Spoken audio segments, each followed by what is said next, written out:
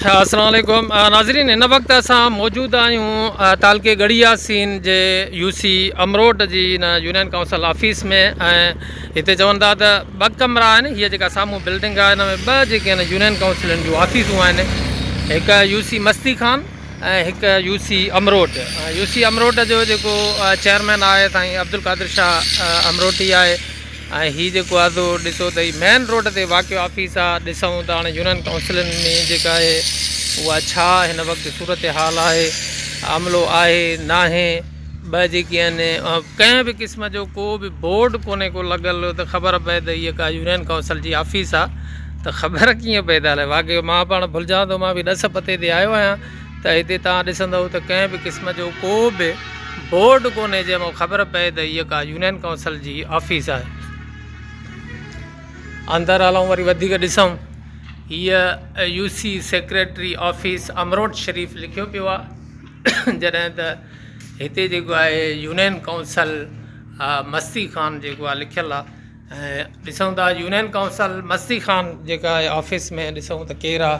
हिन वक़्तु को बि कोन्हे को ऑफिस जे अंदरि। तव्हां ॾिसंदव हीअ मशीन पई आहे, 3 कुर्सियूं आहिनि, हे कुर्सियूं पयूं आहिनि, पर अमलो कंहिं बि क़िस्म जो को बि मौजूदु कोन्हे। को ऑफिस ख़ाली लॻी पई आहे। तव्हां ॾिसो त माना जेकॾहिं को अचे सामान वग़ैरह खणी हलियो वञे त को बि इशू न आहे। हिन वक़्तु जेको आहे अॼु तारीख़ 21 नवंबर जेको आहे ख़म्स जो ॾींहुं आहे ऐं 12 बजा थियनि था। त हीअ जेका आहे यूसी सेक्रेटरी ऑफिस अमरोट शरीफ़ आहे। अस्सलाम वालेकुम साईं, छा हाल वाल आहे? ख़ुशि आहियो? ठीकु आहे। इहा क्लर्क ऑफिस आहे यूसी अमरोट जी? अच्छा, चेयरमैन साहब आहिनि कोन? जी अच्छा,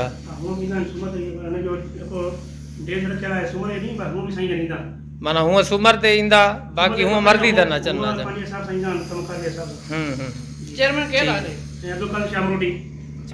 हीअ तव्हां ॾिसो ऑफिस जी माना ख़स्ता हाल। हिन वक़्तु माशाअल्लाह बजट बि सुठी आई आहे।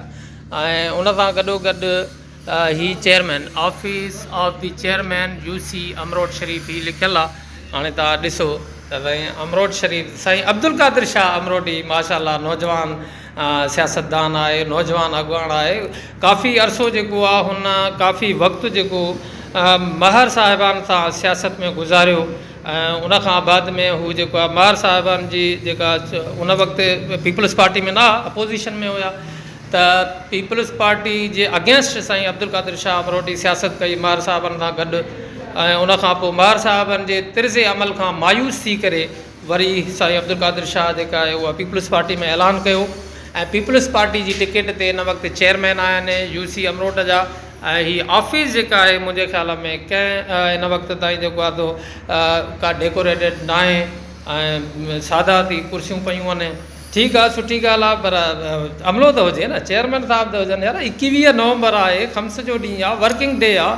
ऐं उनखां पोइ जेको आहे अलाह तव्हांखे टाइम छा थियो आहे, 12 बजा था थियनि। हिन वक़्तु ताईं जेकॾहिं चेयरमैन बि न हुजे, अमलो बि न हुजे, त पोइ तव्हां छा था सम्झो त हीअ बिल्डिंग सरकारी आहे। अॻ में हिन बिल्डिंग में उहो छा हूंदो हो?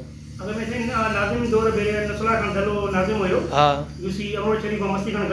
अच्छा अच्छा अच्छा। उन वक़्तु माना जेका नसरुल्ला ख़ान जेका आहे उहा हिन वक़्तु बि त नसरुल्ला ख़ान माना ज़िले काउंसिल जो मेंबर आहे। छा आहे ज़िले काउंसिल जो मेंबर आहे? ठीकु आहे साईं। तव्हां बि माना हितां अमलो आहियो? छा आहियो तव्हां? जी जूनियर क्लर्क आहियो। तव्हां नाइब कासिद अथव? तव्हां त हाणे आहियो? अच्छा, ऑफिस तव्हां खोलींदा आहियो? हाणे जो आहियो तव्हां? पोइ विया हो कम तां? ठीकु आहे। त साईं इहो क्लर्क घणा आहिनि हिते? 4 क्लर्क आहिनि बसि? ऐं ॿियो अमलो? हेठियूं 4? हा, 3 माना हेठियूं अमलो आहे जंहिंमें पटे वालो थिए, चौकीदार थिए, माली थिए, ऐं 4 क्लर्क। 4 ऐं 3 7 ईअं थियो न? ऐं हिकु सेक्रेटरी, माना थोरो अमलो आहे। हिते त पोइ पैसा जाम हूंदा।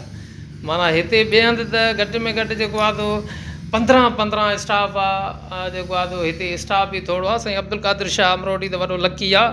पोइ हे पैसा बाक़ी काॾे था वञनि यार? न जेको आहे हिते बि कंहिं क़िस्म जी का फ़र्शबंदी कोन्हे का। हे सिफ़ा ॾिसो त हालत छा लॻी पई आहे यार। साईं अब्दुल कादिर शाह साहिबु, तव्हां जेको आहे त नौजवान सियासतदान आहियो, ऐं वॾी उमंगूं हुयूं माण्हुनि जूं, असां जूं क़ौम जूं, तव्हांजे मथां तव्हां वॾा चमकंदड़ जेको आहे तो अॻुवाण हुयो, पोइ छा थी वियो आहे यार, या पैसा गॾु कया अथव, पोइ अॻो पोइ इहे बिल्डिंग ड्राए ऐं VIP ठाराईंदा। इहे खस्ता हाल बिल्डिंग लॻी पई आहे ऐं कंहिं क़िस्म जी का सफ़ाई वग़ैरह बि मतिलबु आहे त आहे, पर हिन जी छा सफ़ाई कंदो यार जेको आहे तो। हीअ माना यूनियन काउंसिल अमरोड शरीफ़ जी ऑफिस आहे, हिते असां आया आहियूं। अच्छा बाक़ी अमलो ताईं ईंदा आहिनि, माना मर्दी तां ईंदा न, 4 क्लार्क आहियो न साईं, बाक़ी ॿ उहे बि ईंदा आहिनि, माना किथां जा आहिनि? हिकिड़ो दाऊदी वांड जो आहे, ॿियो 2 ई दाऊदी वांड। तव्हां साईं वॾनि केरनि जा आहियो, जेको आहे वरी भाई खान केर उतां जा आहियो, साईं अब्दुल वहीद जेको केर साहब चेयरमैन जे ॻोठ जा, ठीकु। तव्हां हेड क्लार्क आहियो हिते, बाक़ी कमु माना हितां जो वहिंवार तव्हां संभालियो था, साईं हेल्पिंग क्लार्क आहे। अच्छा तव्हां माना कासिद आहियो, पियान आहियो त हे पर छा पियो आहे जो खणो नथा? रिकॉर्ड माना पुराणो आहे, न न न सेफ में न बाचकन में। अच्छा ही जेको आहे नाज़मन वारे दौर जो जेको रिकॉर्ड आहे, माना हे उन्हनि बोरनि में पियल आहे, हे बि माना हिन में रिकॉर्ड में माना हे न जेका रिली आहे पुराणी हिन में ॿधल आहे छा? ईअं बाबा छो रखियल आहिनि यार, का वजह त हुजे न। त हे जेको आहे तो अच्छा हिननि खे जेको आहे कुर्सियूं जेकी आहिनि हे इस्तेमालु थींदड़ आहिनि या ईअं आहिनि ख़राबु भगला आहिनि? हे 4 ई माना पंहिंजे भगला आहिनि, कुर्सियूं इस्तेमाल जे क़ाबिल न आहिनि। ठीकु आहे। काउंसिल अमरोड शरीफ़ जी जेका जो साईं क्लार्क आहे, ऐं उनखां पोइ हुनजो साईं तव्हां कहिड़ी यूनियन काउंसिल जा आहियो? तव्हां यूनियन काउंसिल मस्ती खान जा आहियो।